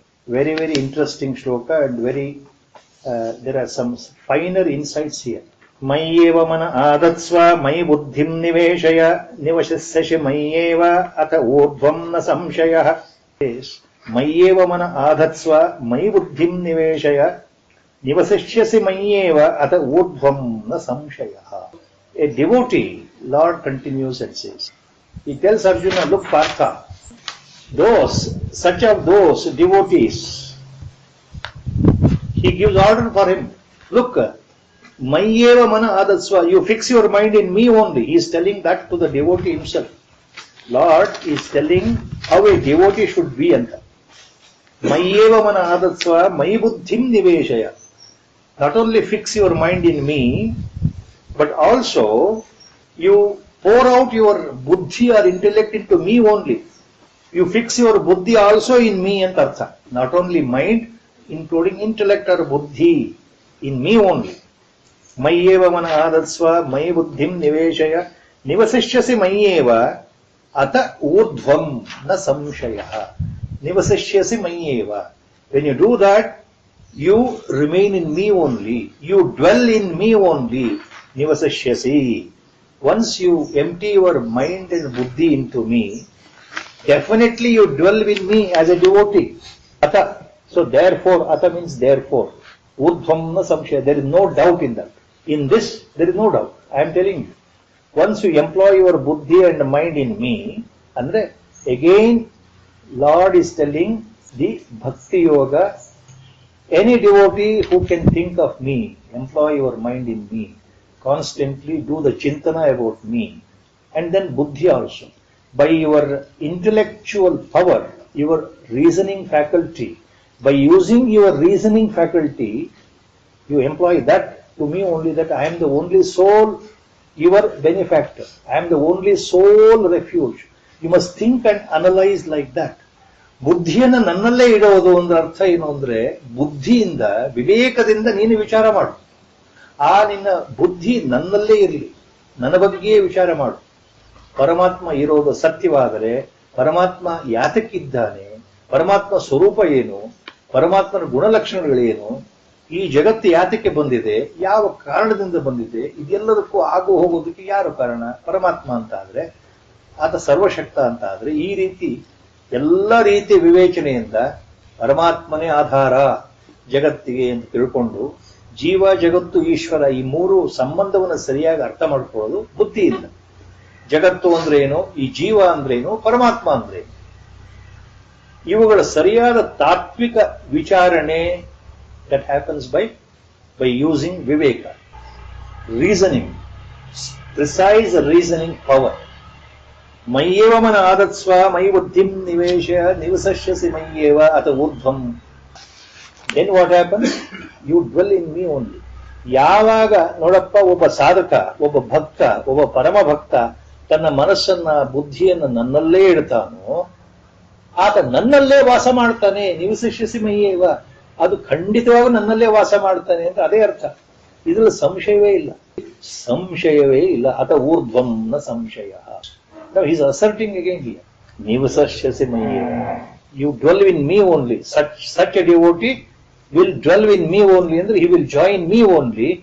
He will enter me only, either as a Jivan Mukta, as in Advaita Vedanta, or as a Videha Mukta. So the dualistic concept or non-qualified Advaita, Vishishta Advaita concept. After the death of the body, the Jiva will enter the Parandhama, Vaikuntha Loka, and stay there permanently as a Nitya Suris, the Sevakas, without return to samsara again. ನಿವಶಸ್ಸಸಿ ಮಯ್ಯೇವ ಅಂದ್ರೆ ಎಲ್ಲ ಅರ್ಥಗಳು ಬರುತ್ತೆ. ನೀನು ನನ್ನನ್ನೇ ಸೇರುವೆ, ನೀವು ಹೇಗಾದ್ರೂ ಅರ್ಥ ಮಾಡ್ಕೊಳ್ಳಿ. ಅಂದ್ರೆ ನೀನು ವಾಪಸ್ ಮತ್ತೆ ಪುನರ್ಜನ್ಮಕ್ಕೆ ಬರೋದಿಲ್ಲ, ಮತ್ತೆ ಪುನರ್ಜನ್ಮ ಇಲ್ಲ, ಮತ್ತೆ ಹುಟ್ಟೋದಿಲ್ಲ. ಮಯ್ಯೇವ ಮನ ಆದತ್ಸ್ವ ಮೈ ಬುದ್ಧಿಂ ನಿವೇಶಯ ನಿವಸಸ್ಯಸಿ ಮಯ್ಯೇವ ಅತ ಊರ್ಧ್ವಂ ನ ಸಂಶಯ. All the three acharyas, Acharya Shankara Bhagavatpada commentary he has given on Bhagavad Gita, Acharya Ramanuja has given, Acharya Madhva has given commentary. While explaining the shloka, each word meaning, in this shloka, Lord has used the word urdhvam. Very important point. You will never get this in any of the books on Bhagavad Gita. You check yourself. Lord has used the word urdhvam, for which all the three acharyas are silent in their explanation. or any other commentary given by great Mahatma. What is the meaning of the word urdhvam here in this shloka? Neither Acharya Bhagavad says anything on that, nor Ramanuja Acharya says anything on that. Madhvacharya says anything on that. All that they say, ataha urdhvam means afterwards. That's all. Commentators have taken only ataha urdhvam together and say afterwards. Ataha urdhvam anantara ಆಮೇಲೆ ಎರಡೂ ಶಬ್ದಗಳನ್ನ ಒಟ್ಟಿಗೆ ಇಟ್ಕೊಂಡು ಅದಕ್ಕೆ ಏನು ಅರ್ಥ ಕೊಟ್ಟಿದ್ದಾರೆ ವಚನಕಾರರು ವ್ಯಾಖ್ಯಾನಕಾರರು ಅಂದ್ರೆ ಅನಂತರ. ದ ವರ್ಡ್ ಅತಃ ಇಟ್ ಸೆಲ್ಫ್ ಮೀನ್ಸ್ ಆಫ್ಟರ್ವರ್ಡ್ಸ್. ಅತಃ ಶಬ್ದ ಇದೆಯಲ್ಲ ಈ ಶ್ಲೋಕದಲ್ಲಿ, ಅತಃ ಅಂದ್ರೇನೆ ಅನಂತರ ಆಮೇಲೆ ಅಂತ ಅರ್ಥ ಆಗುತ್ತೆ. ಆಮೇಲೆ ಅಂತ ಅರ್ಥ ಅತಃ ಶಬ್ದದಲ್ಲಿ ಇರೋದ್ರಿಂದ ಊರ್ಧ್ವಂ ಅಂದ್ರೆ ಮತ್ತೇನರ್ಥ? ಅದು ಆಮೇಲೆ ಅಂತಾನೆ ಹೇಗೆ ಸೇರುತ್ತೆ? Question mark. ಸಾಮಾನ್ಯವಾಗಿ the urdhvam, this word is used in so many senses in explaining the Kundalini Yoga or Kundalini Shakti Sanchayana. All the Vedanta books, including Patanjali and subsequent acharyas, subsequent commentators, book on the Kundalini Shakti. So-called available authority on Kundalini Shakti, the book is written in 17th century, available now, Bhaskaracharya, heading Shat Chakra Nirupana. That is a famous treatise on Kundalini Shakti. That was translated by Sir John Woodruff, who stayed the last 30 years of his lifetime in Himalayas only. He became more a Hindu than any Hindu. He studied our entire Vedanta. Sir John Woodruff, also known as Arthur Avalon, he translated first time in the beginning of 19th century, somewhere in 1910, 1915, 100 years before. That book, Shat Chakra Nirupana, into English, first time, exposed that to the world. That is called Serpent Power, he writes. It's a huge book. In that book, how the Kundalini Shakti rises in sadhaka, step by step. In a detailed exposition, it is there in Sanskrit. Yathavat translated into English. So there the urdhvam word is extensively used. Urdhvam means primordial source of energy. This cosmic source of energy is inhuman, unimaginable, divine energy called Kundalini rises from Mooladhara up to Sahasrara. Vertical rise, upward rise is called Urdhva Gati. The rise of Kundalini Shakti is Urdhva Gati, rising towards Sahasrara. ಯಾವುದು ಮೇಲಕ್ಕೆ ಪ್ರವಾಹ ರೂಪದಲ್ಲಿ ಹೋಗುತ್ತೋ ಅದು ಊರ್ಧ್ವಗತಿ. ಊರ್ಧ್ವ ಅಂದ್ರೆ ಮೇಲಕ್ಕೆ ಮೇಲಕ್ಕೆ ಮೇಲಕ್ಕೆ ಹೋಗೋದು ಅಂತ ಅರ್ಥ. ಊರ್ಧ್ವಂ means going upwards and upwards and upwards. Same ಊರ್ಧ್ವಂ word is used in Bhagavad Gita also here, not only here. ನಿವಿಶಸ್ಸಸಿ ಮಯ್ಯೇವ ಅತ ಊರ್ಧ್ವಂ ನ ಸಂಶಯ, ಅತ ಊರ್ಧ್ವಂ ನ ಸಂಶಯ, ಅತ ನ ಸಂಶಯ, ದಟ್ ಇಸ್ ಎನಫ್. ಬಟ್ ಊರ್ಧ್ವಂ word he has used here. The same word he uses, Lord uses in next 14th chapter again. Urdhvam gachanti satvastha madhye tishtata rajasa gunatraya vibhaga yoga. Urdhvam gachanti satvastha urdhvam gacchati. ಸಾತ್ವಿಕ ಸ್ವಭಾವದ ಜನರು ಮೇಲೆ ಹೋಗ್ತಾರೆ. ಊರ್ಧ್ವಂ ಅಂದ್ರೆ ಅಲ್ಲಿ ಪರಲೋಕಗಳು, ದೇಹ ಮರಣಾನಂತರದ ಲೋಕಗಳು. The different invisible dimensions the person reaches after death. There he uses the word urdhvam, going upwards to different lokas. Gunatraya Vibhaga Yoga. 15th chapter, again the word urdhvam Lord uses here. Shloka, our Gurudev was very fond of that. Very number of times he has explained that first shloka of 15th chapter, Purushottama Yoga. Urdhva moolam adashakah ashwatham prahuravyayam. It starts like that. Urdhva moolam adhashakah ashwatham prahuravyayam. Urdhva moolam, the primordial starting point of a tree, the roots of Ashwatha tree, Urdhva moolam. It is in the infinite upper state, in the infinity state. It is present there, not in the ground. Imagine the whole Ashwatha tree upside down. Roots are up and the leaves and branches are below. They represent samsara. The infinite samsara, anadi samsara, developing from the roots. But the starting point root is Urdhva Moolam, he says there. So Urdhva means upwards. I'll read the shloka here. Mayyeva mana adatsva may buddhim niveshaya nivasashyasi mayyeva. Ata, ನೀ ನನ್ನಲ್ಲೇ ಉಳಿದು ಬಿಡ್ತೀಯ, ನನ್ನನ್ನೇ ಸೇರ್ಕೊಳ್ತೀಯ. ಅದರಿಂದ ಆ ಬಳಿಕ afterwards ಅತಃ ನ ಸಂಶಯ ಅಂತಂದ್ರೆ ಆಗೋಗ್ತಾ ಇತ್ತು. ಅದ್ರಲ್ಲಿ ಸಂಶಯವೇ ಇಲ್ಲ. ನನ್ನಲ್ಲೇ ಮನಸ್ಸನ್ನು ಇಟ್ಟು ನನ್ನಲ್ಲಿ ಬುದ್ಧಿ ಇಟ್ಟು ನೀನ್ ನನ್ನಲ್ಲೇ ಉಳ್ಕೊಂಡ್ ಬಿಡ್ತೀಯ, ಇದ್ರಲ್ಲಿ ಸಂಶಯ ಇಲ್ಲ ಅಂತ ಬಹಳ ಸಿಂಪಲ್ ಆಗಿ ಅರ್ಥ ಆಗುತ್ತೆ. ಅತ ಊರ್ಧ್ವಂ ಬದಲು ಅತ ತತ್ರ ನ ಸಂಶಯ ಅಂದಿದ್ರು ಅರ್ಥ ಆಗ್ತಾ ಇತ್ತು. ಅತ ಪುನಃ ನ ಸಂಶಯ ಅಂದ್ರೂ ಅರ್ಥ ಆಗ್ತಾ ಇತ್ತು. ತತ್ ಅತಃ ಭೂಯಂ ನ ಸಂಶಯ ಅಂದ್ರೂ ಅರ್ಥ ಆಗ್ತಾ ಇತ್ತು. ಅತ ಊರ್ಧ್ವಂ ನ ಸಂಶಯ. ಊರ್ಧ್ವಂ ಅಂದ್ರೆ ಮೇಲಿನ ಗತಿ, ಮೇಲೆ ಹೋಗೋದು. ಮೇಲೆ ಮೇಲೆ ಹೋಗೋದಕ್ಕೆ ಅರ್ಥ ಇಟ್ಕೊಂಡ್ರೆ ಭಗವಂತನೇ ಹೇಳಿರೋ ಹಾಗೆ ಮುಂದಿನ 14-15ನೇ ಶ್ಲೋಕದಲ್ಲಿ ಬಂದಿರೋ ಹಾಗೆ, ಮತ್ತು ಊರ್ಧ್ವ ಅನ್ನೋ ಶಬ್ದಕ್ಕೆ ವೇದಾಂತದಲ್ಲಿ ಮೇಲೆ ಹೋಗೋದು ಅನ್ನೋ ಅರ್ಥವೇ ಇರೋದ್ರಿಂದ ಋಷಿಮುನಿಗಳು ಊರ್ಧ್ವರೇತಸ್ಕರು ಅಂತ ಉಪನಿಷತ್ತಲ್ಲೇ ಇದೆ, ವೇದಗಳಲ್ಲೇ ಮಾತು ಬಂದಿದೆ. ನನ್ನಲ್ಲೇ ನೀನು ಸೇರ್ತೀಯ ಅಂದ ಮೇಲೆ ಅಥ ಊರ್ಧ್ವಂ, ಮತ್ತೆ ನೀನು ಮೇಲಕ್ಕೆ ಹೋಗ್ತೀಯಾ, ಇದರಲ್ಲಿ ಸಂಶಯ ಇಲ್ಲ ಅಂತ ಅರ್ಥ ಆಗ್ಬಿಡುತ್ತೆ ಇವಾಗ. So if you remember the meaning of the word urdhvam, it means, if you take that meaning only in Vedantic sense, Mayyeva manadasva, May buddhim niveshaya, nivishasasi Mayyeva ata, therefore, urdhvam, you go up. ಮನಸ್ಸು ಬುದ್ಧಿಯನ್ನು ನನ್ನಲ್ಲೇ ಇಟ್ಕೊಂಡು ನೀನು ಮೇಲಕ್ಕೆ ಹೋಗ್, ನನ್ನಲ್ಲೇ ಸೇರಿಬಿಡ್ತೀಯ, ನನ್ನಲ್ಲೇ ವಾಸ ಮಾಡ್ತೀಯ ಅಂತ ಹೇಳಿದ್ಮೇಲೆ ನೀನು ಮತ್ತೆ ಮೇಲಕ್ಕೆ ಹೋಗ್ತೀಯ ಅಂತ ಭಗವಂತ ಹೇಳ್ತಾ ಇದ್ದಾನೆ. So all the three acharyas are silent on this explanation of the word urdhvam here. Silent. They have not explained. So this is a very interesting, tricky point. Why they have not explained, only they know it and we don't know that. So this question remains as a question or a mystery, if you call it as. That is how the insights will work in Bhagavad Gita. This can be taken up sometime later. This can be taken up sometime later. Let it be there in the mind. Nivishasasi mayyeva ata na samshaya, enough. Therefore, there is no doubt. Why Lord used the word urdhvam again here? Ata urdhvam na samshaya. You dwell in me. ನೀ ನನ್ನಲ್ಲಿಯೇ ವಾಸ ಮಾಡ್ತೀಯ. ತದನಂತರ ಮೇಲೆ ಅಂತ ಅರ್ಥ ಆಗುತ್ತೆ. ಅಂದ್ರೆ ಮೇಲೆ ಹೋಗ್ತೀಯಾ ಅಂತ ತಿಳ್ಕೋಬಹುದಾ? ಈ ಊರ್ಧ್ವಂ ಶಬ್ದ ಯಾಕೆ ಬಂತು? The point is very simple. Crux of the matter is, why, in what context the Lord has used the word urdhvam in this shloka put to the mind and the brain. Try to find out the answer for that by thinking constantly, dwelling on Bhagavad Gita or looking into some meaning, whether some Vyakhyanakara has given meaning. Nobody has given the meaning.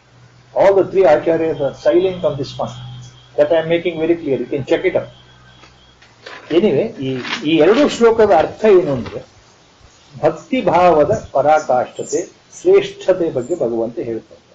ಮನಸ್ಸನ್ನ ಬುದ್ಧಿಯನ್ನ ನನ್ನಲ್ಲೇ ಇಟ್ಟ ಮೇಲೆ ನೀ ನನ್ನನ್ನೇ ಸೇರ್ತೀಯ ಅಂದ್ರೆ ಅರ್ಥ ಏನು? ಭಕ್ತನಾದವನಿಗೆ ಮತ್ತೆ ಪುನರ್ಜನ್ಮವೂ ಇಲ್ಲ. ಯಾವ ತರ ಭಕ್ತ? ತನ್ನ ಎಲ್ಲಾ ಕರ್ಮಗಳನ್ನ ನನಗೆ ಅರ್ಪಣೆ ಮಾಡಿರ್ತಕ್ಕಂಥವನು, ಅನನ್ಯ ಯೋಗದಿಂದ ನನ್ನನ್ನು ಭಜಿಸ್ತಾ ಇರ್ತಕ್ಕಂಥವನು, ಮನಸ್ಸನ್ನು ಸದಾ ನನ್ನಲ್ಲೇ ಇಟ್ಟಿರ್ತಕ್ಕಂಥವನು, ಬುದ್ಧಿಯನ್ನು ನನ್ನಲ್ಲೇ ಇಟ್ಟಿರ್ತಕ್ಕಂಥವನು, ನನ್ನಲ್ಲೇ ವಾಸ ಮಾಡ್ತಾನೆ. ಮತ್ತೆ ಅವನು ಈ ಸಂಸಾರಕ್ಕೆ ಮರಳೋದಿಲ್ಲ, ಪುನರ್ಜನ್ಮ ಇಲ್ಲ. ಟಾಕಿಂಗ್ ಲೈಕ್ ದಿಸ್ 2-3 ಶ್ಲೋಕಾಸ್ ಇದೆಯಲ್ಲ, one by one, step by step, ಬಹಳ important for us. Step by step he leads us. How difficult it is for us to understand, how difficult it is to apply our mind and buddhi or intellect into Lord only, how difficult it is to offer all the actions to Lord only, how to remain indifferent without expecting any reward for any of my action, how to remain with samabuddhi, how to remain sarvabhuta hite rataha, how to follow and practice ananya yoga. All questions are there now in the mind. So after explaining bhakti yoga, ಈಗ next 2-3 shlokas ಇದೆಯಲ್ಲ, now Lord understands our nature. So pointing Arjuna as the nimitta, ಅರ್ಜುನನ್ನ ಎದುರುಗಿಟ್ಕೊಂಡು ಭಗವಂತ ಇನ್ನು ಮುಂದೆ ಬರೋ 4-5-2-3 ಶ್ಲೋಕದಲ್ಲಿ ಏನ್ ಹೇಳ್ತಾನೆ ಅಂದ್ರೆ, ಒಂದೊಂದೇ ಮೆಟ್ಲನ್ನು ನಮ್ಮನ್ನು ಹತ್ಸೋದು, ನಿಧಾನವಾಗಿ ನಮ್ಮನ್ನ ಮೇಲೆ ಕರ್ಕೊಂಡು ಹೋಗೋದು. ಎಲ್ಲಿ? ಅಧ್ಯಾತ್ಮ ಮಾರ್ಗದಲ್ಲಿ ಯಾವ ರೀತಿ ಭಗವಂತನನ್ನ ಸೇರ್ಲಿಕ್ಕೆ ನಾವು ಏನು ಉಪಾಯಗಳನ್ನ ಮಾಡಬೇಕು ಅಂತ ಒಂದೊಂದನ್ನೇ ಹೇಳ್ತಾ ಇದ್ದಾರೆ. The devotee or the aspirant step by step to reach God. ಅಥ ಚಿತ್ತಂ ಸಮಾಧಾತುಂ ನ ಶಕ್ನೋಷಿ ಮಯಿ ಸ್ಥಿರಂ ಅಭ್ಯಾಸ ಯೋಗೇನ ತಥೋ ಮಾಂ ತುಂ ಧನಂಜಯ. ಅಥ ಚಿತ್ತಂ ಸಮಾಧಾತುಂ ನ ಶಕ್ನೋಸಿ ಮಯಿ ಸ್ಥಿರಂ. ಅಥ ಆದ್ದರಿಂದ, ಅಥ ಮೀನ್ಸ್ ದೇರ್ ಫೋರ್, ಚಿತ್ತಂ ಸ್ಥಿರಂ ಸಮಾಧಾತುಂ ನ ಶಕ್ನೋಷಿ. ನೋಡಪ್ಪ ಅರ್ಜುನ,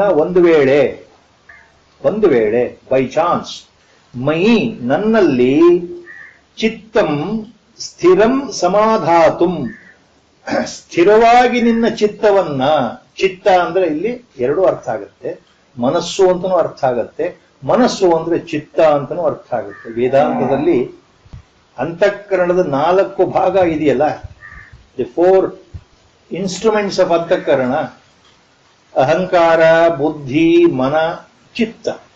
ಇನ್ ವೇದಾಂತ when only 2 are used, see for example when buddhi is used, it goes along with the buddhi ego factor also, ahankara also. ಬುದ್ಧಿ ಅಂದ್ರೆ ಬುದ್ಧಿಯ ಜೊತೆಗೆ ಅಹಂಕಾರವೂ ಸೇರ್ಕೊಳ್ಳುತ್ತೆ, ಅಧ್ಯಾರೋಪ, ಅಂಡರ್ಸ್ಟುಡ್. ಮನ ಅಂತಂದ್ರೆ, ಮನಸ್ಸು ಅಂತಂದ್ರೆ ಮನಸ್ಸಿನ ಜೊತೆಗೆ ಚಿತ್ತವೂ ಸೇರ್ಕೊಳ್ಳುತ್ತೆ, understood as per Vedanta. It joins with that. So ಇಲ್ಲಿ ಚಿತ್ತಂ ಅಂದ್ರೆ ಮನಸ್ಸು ಆಗುತ್ತೆ. ಸೊ ಮನ ಮತ್ತು ಚಿತ್ತ, ದಿಸ್ 2 ಅಂತಃಕರಣ, ಇಂಟರ್ನಲ್ ಕಾಂಪೋನೆಂಟ್ಸ್. ಅಂತಃಕರಣದ 2 ಗುಣವಿಶೇಷಗಳು, 2 ವಿಭಾಗಗಳು, ತಮ್ಮ ತಮ್ಮ ಕಾರ್ಯವ್ಯಾಪ್ತಿಯಿಂದ ಹೆಸರುಗಳು ಬಂದಿದೆ. ಮನಸ್ಸು ಅಂದ್ರೆ ಯಾವಾಗಲೂ ಸದಾ ಯೋಚನೆ ಮಾಡತಕ್ಕಂಥ ಶಕ್ತಿ ಇರತಕ್ಕಂಥ 6ನೇ ಇಂದ್ರಿಯ, ಆಲೋಚನೆಗಳನ್ನ ಹುಟ್ಟಾಕ್ತಕ್ಕಂಥ 6ನೇ ಇಂದ್ರಿಯ, ಸಂಕಲ್ಪ ವಿಕಲ್ಪಗಳನ್ನು ಮಾಡತಕ್ಕಂಥದ್ದು ಮನಸ್ಸು. ಆ ಮನಸ್ಸಲ್ಲಿ ಉಂಟಾಗ್ತಕ್ಕಂಥ ಭಾವನೆಗಳು, ಆಲೋಚನೆಗಳು, ಯೋಚನೆಗಳು ಏನಿದೆಯೋ ಅವು ಯಾವುದೋ ಸಮಯದಲ್ಲಿ ಪ್ರಜ್ಞಾರೂಪದಲ್ಲಿ ನಮ್ಮ ಮನಸ್ಸಿನಲ್ಲೇ ಉಳಿದೋಗಿರುತ್ತೆ. ಸುಪ್ತವಾಗಿ ಉಳಿದೋದ್ರೆ ಚಿತ್ತದಲ್ಲಿ ಸೇರ್ಕೊಳ್ಳುತ್ತೆ ಅಂತ ಹೇಳ್ತೀವಿ. ಚಿತ್ತದಲ್ಲಿ ಸೇರ್ಕೊಳ್ಳೋದು ಅಂತಂದ್ರೆ ಮನಸ್ಸಿನ ಸುಪ್ತ ಸ್ಥಿತಿಯಲ್ಲಿ ಸೇರ್ಕೊಳ್ಳೋದು, ಅದು ಚಿತ್ತ. See the memory bank is called chitta. Recalling from memory is from chitta only, from the deeper recesses of the mind. So mind and chitta go together, and ಈಗೋ, ಅಹಂಕಾರ ಗೋ ಟುಗೆದರ್. ಬುದ್ಧಿ ಕೆಲಸ ಏನು? ಬುದ್ಧಿಯನ್ನ ನಿಶ್ಚಯಾತ್ಮಕವಾದಂತಹ ಅಂತಃಕರಣದ ಒಂದು ಭಾಗ, ನಿಶ್ಚಯಾತ್ಮಕ. ಬುದ್ಧಿ is always a powerful reasoning tool. The buddhi is so powerful reasoning tool because it alone decides what is wrong, what is not wrong, what is correct, what is not correct, what is dharma, what is adharma, what is nyaya, what is anyaya. ಈ ವಿಶ್ಲೇಷಣೆ ಮಾಡೋದು ನಮ್ಮ ಒಳಗಡೆ ಇರತಕ್ಕಂಥ ಬುದ್ಧಿ ಬಲ. ಬುದ್ಧಿಗೆ ವಿಶ್ಲೇಷಣೆ ಮಾಡೋ ಶಕ್ತಿ ಇದೆ. ಅಹಂಕಾರ ಅಂದ್ರೇನು? The individual I factor. ಈ ನಾನು ನಾನು ನಾನು ಅನ್ನೋ ಇಂಡಿವಿಜುವಾಲಿಟಿ, ದಿ ಸ್ವಾಭಿಮಾನ, ನಾನು ಅನ್ನೋ ಅಭಿಮಾನ ಇದೆಯಲ್ಲ, ಅದು ಅಹಂಭಾವ. ದಟ್ ಗೋಸ್ ವಿತ್ ದ ಬುದ್ಧಿ ಒಂದು. ಸೊ ಇಲ್ಲಿ ಲಾರ್ಡ್ ಏನ್ ಹೇಳ್ತಾ ಇದ್ದಾರೆ, ಒಂದು ವೇಳೆ ನೋಡಪ್ಪ, ಅಥ ಮಯಿ ನನ್ನಲ್ಲಿ ಚಿತ್ತಂ ಸ್ಥಿರಂ ಸಮಾಧಾತುಂ ನ ಶಕ್ನೋಸಿ ನ ಶಕ್ನೋಷಿ. ಒಂದು ವೇಳೆ ನಿನ್ನ ಮನಸ್ಸನ್ನ, ನಿನ್ನ ಚಿತ್ತವನ್ನ ನನ್ನಲ್ಲಿ ಇಡು ಅಂತ ಹೇಳಿದ್ನಲ್ಲ, ಅದು ಸಾಧ್ಯವಾಗದೇ ಇದ್ರೆ, ಭಗವಂತನಿಗೆ ಗೊತ್ತಿದೆ ಸಾಧಕರ ಮನಸ್ಸಲ್ಲಿ ಏನೇನು ಸಂಶಯಗಳು ಬರುತ್ತೆ ಅಂತ. ಸಾಧಕರ ಮನಸ್ಸಿನಲ್ಲಿ, ಸಾಮಾನ್ಯ ಜನಗಳ ಮನಸ್ಸಿನಲ್ಲಿ ಏನು ಸಂಶಯ ಇದೆಯಲ್ಲ, ಅದನ್ನ ಇಟ್ಕೊಂಡು ಲೆಕ್ಕ ಹಾಕೊಂಡು ಹೇಳ್ತಾ ಇರೋ ಮಾತಿದೆ. ನೋಡಪ್ಪ ಪಾರ್ಥ ಅಂದ್ರೆ ನಮಗೆ ಹೇಳ್ತಾ ಇರೋ ಮಾತು, ನಿನ್ನ ಮನಸ್ಸು, ನಿನ್ನ ಮತ್ತೆ ನಿನ್ನ ಈ ಚಿತ್ತವನ್ನ ನನ್ನಲ್ಲಿ ಇಡಕ್ ಆಗದೇ ಇದ್ರೆ, ಶಾಶ್ವತವಾಗಿ ನಿರಂತರವಾಗಿ ನನ್ನಲ್ಲಿ ಜೋಡಿಸ್ಕೊಳಕ್ ಆಗದೇ ಇದ್ರೆ, ಸಮಾಧಾತುಂ ನ ಶಕ್ನೋಷಿ, ಅಚಲವಾಗಿ ಸ್ಥಿರವಾಗಿ ನಿನ್ನ ಮನಸ್ಸನ್ನು ನನ್ನಲ್ಲಿ ಇಡಕ್ಕಾಗದೇ ಇದ್ರೆ, ಆ ಸಾಮರ್ಥ್ಯ ನಿನ್ನಲ್ಲಿ ಇಲ್ಲದೇ ಇದ್ರೆ ಏನ್ ಮಾಡ್ಬೇಕು? ಯೋಚನೆ ಮಾಡೋದು ಬೇಡ. ಅಭ್ಯಾಸ ಯೋಗೇನ ತಥೋ ಮಾಂ ಇಚ್ಛಾಪ್ತುಂ ಧನಂಜಯ. ಅಭ್ಯಾಸ ಯೋಗೇನ ಮಾಂ ಆಪ್ತುಂ, ಅಭ್ಯಾಸ ಯೋಗದಿಂದ ನನ್ನನ್ನು ಪಡೆಯಲು. ಮನಸ್ಸನ್ನು ನನ್ನಲ್ಲಿ ಇಡ್ಲಿಕ್ಕೆ ಆಗದೆ ಇದ್ರೆ ಸತತವಾದ ಅಭ್ಯಾಸದಿಂದ, ಅಭ್ಯಾಸ ಯೋಗದಿಂದ ನೀನು ನನ್ನನ್ನು ಹೊಂದಲು ಪ್ರಯತ್ನ ಪಡಪ್ಪ. ಅಭ್ಯಾಸ ಯೋಗೇನ ತಥೋ ಮಾಂ ಇಚ್ಛಾಪ್ತುಂ, ಪಡೆಯಲು ಪ್ರಯತ್ನ ಮಾಡು. ಇಚ್ಛಾ ಮೀನ್ಸ್ ಥಿಂಕ್, ಟ್ರೈ. ಇಚ್ಛಾ means try or think. So if you can't Employ your mind and chitta into me constantly. In a dhyana or bhakti, constantly all the time, it is okay. Try by abhyasa yoga. Abhyasa itself he calls it as a yoga. Abhyasa ಅಂತಂದ್ರೆ ಇಲ್ಲಿ ಪರಮಾತ್ಮ ಹೇಳಿದ್ರು by constant practice. You say that it is not possible. Lord is sensing that Arjuna always wavers when something is told. Do this and he may not do it. ನಿನ್ನ ಮನಸ್ಸನ್ನು ನನಗೆ ಅರ್ಪಣೆ ಮಾಡೋ, ನಿನ್ನ ಬುದ್ಧಿ ನನ್ನ ಅರ್ಪಣೆ ಮಾಡೋ ಅಂತ ಭಗವಂತ ಹೇಳಿದ ಕೂಡಲೇ ಏನಾಗಿದೆ? ಭಗವಂತನಿಗೆ ಗೊತ್ತಿದೆ ಅರ್ಜುನನಿಗೆ ಮನಸ್ಸು ಚಂಚಲತೆಯಿಂದ ಕೂಡಿದೆ, ಮನಸ್ಸು ವ್ಯಾಕುಲತೆಯಿಂದ ಕೂಡಿದೆ. ಯುದ್ಧ ಭೂಮಿಯಲ್ಲಿ ಮನಸ್ಸು ಸ್ಥಿಮಿತವೇ ಇಲ್ಲ. ಯಾಕೆಂದ್ರೆ lord remembers Arjuna had put a question. Arjuna had put a question about the nature of the mind, how to control the mind, because he knows that it is not possible for him.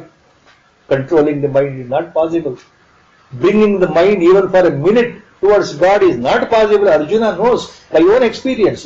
So he had put a question earlier, remember, Chanchalam hi manam Krishna pramati balavadhrudam. The question was there by Arjuna towards Lord. Chanchalam hi manah Krishna ಪ್ರಮಾಥಿಂ ಬಲವದ್ಧೃಢಂ. ಈ ಮನಸ್ಸು ಎಷ್ಟು ಚಂಚಲ ಅಂದ್ರೆ ಪರಮಾತ್ಮ ಅಷ್ಟು ಬಲವಾಗಿ ಎಷ್ಟೇ ಪ್ರಯತ್ನ ಮಾಡಿದ್ರು ಅದು ತಪ್ಪಿಸ್ಕೊಂಡು ಹೋಗುತ್ತೆ ನಮ್ಮ ಕೈಯಿಂದ. ಏನ್ ಮಾಡಬೇಕು ಅಂತ ಈ ಮನಸ್ಸು ಚಂಚಲ. The mind is so fickle, you can't capture it, you can't tame it, you can't bring it according to your sankalpa or desire towards God or towards any particular action. ಅಂದಾಗ ಭಗವಂತ ಏನ್ ಹೇಳ್ತಾನಲ್ಲಿ, ಅಸಂಶಯಂ ಮಹಾಬಾಹೋ ಮನೋದುರ್ನಿಗ್ರಹಂ. Second line of the shloka is very important. Our Gurudev always used to tell that. Abhyasena tu kaunteya vairagyena cha gruhyate. That is the answer by Lord to Arjuna. Abhyasena tu kaunteya vairagyena cha gruhyate. ನೋಡಪ್ಪ, ಮನಸ್ಸನ್ನು ಬಿಗಿಯಾಗಿ ಹಿಡಿಯೋದು ಕಷ್ಟ, ಚಂಚಲವಾಗಿದೆ, ಮನಸ್ಸು ಕೈಗೆ ಸಿಗಲ್ಲ, ಒಪ್ಕೊಳ್ತೀವಿ. ಕೈಗೆ ಸಿಗದೆ ಇರೋದನ್ನ ಹಿಡಿಬೇಕು ಅಂತ ಹೇಳ್ತೀಯಲ್ಲಪ್ಪ ಕೃಷ್ಣ, ಹೇಗಪ್ಪ ಸಾಧ್ಯ ಅಂದಾಗ ಪ್ರಯತ್ನ ಮಾಡ್ಬೇಕಪ್ಪ. ಸತತವಾದ ಅಭ್ಯಾಸ, ಅದು ಬೇರೆ ದಾರಿನೇ ಇಲ್ಲ. Only by constant practice and practice and practice. Without only practice will bring the mind into your level of understanding of how to control it.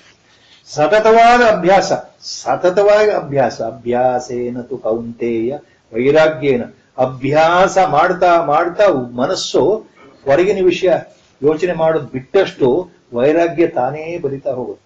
Association with external, when it's gradually ceases, your attachment to the external objects also gradually ceases. Dispassion will develop because you lose interest or passion. ಆಸೆ ಮೋಹಗಳು ಕಡಿಮೆ ಆದಷ್ಟು ವೈರಾಗ್ಯ ತಾನಾಗೇ ಬರಿತಾ ಹೋಗುತ್ತಲ್ಲಪ್ಪ ಅರ್ಜುನ. ಅದಕ್ಕೆ ನೀನ್ ಮಾಡ್ಬೇಕಾಗಿರೋದು ಅಭ್ಯಾಸ. ಅಭ್ಯಾಸ ಅಂದ್ರೆ ಇವತ್ತು ನಾನು ಧ್ಯಾನಕ್ಕೆ ಕೂತ್ಕೊಳ್ಬೇಕು, ನಾಳೆ 2 ದಿವಸ ಕೂತ್ಕೊಂಡು 5 ದಿವಸ 3 ದಿವಸ ಕೂಡ್ಲಿಕ್ಕೆ ಮನಸ್ಸಾಗಲ್ಲ. ಬಲವಂತವಾಗಿ ಕೂತ್ಕೊಳ್ಬೇಕು. ಧ್ಯಾನ ಆಗ್ಲಿ ಬಿಡ್ಲಿ, ನಾನು ಕೂತ್ಕೊಂಡು ನಿಶ್ಚಯ ಮಾಡಿದ್ದೀನಲ್ಲ, ಜಪ ಮಾಡಬೇಕು ನಿಶ್ಚಯ ಮಾಡಿದ್ದೀನಿ. ಗುರುಗಳು ಹೇಳ್ಬಿಟ್ಟಿದ್ದಾರೆ, ನನಗೊಂದು ಕಾರ್ಯವನ್ನು ಕೊಟ್ಟಿದ್ದಾರೆ, ನಾನು ಒಳ್ಳೆ ಮನಸ್ಸಿಂದ ಮಾಡಬೇಕು.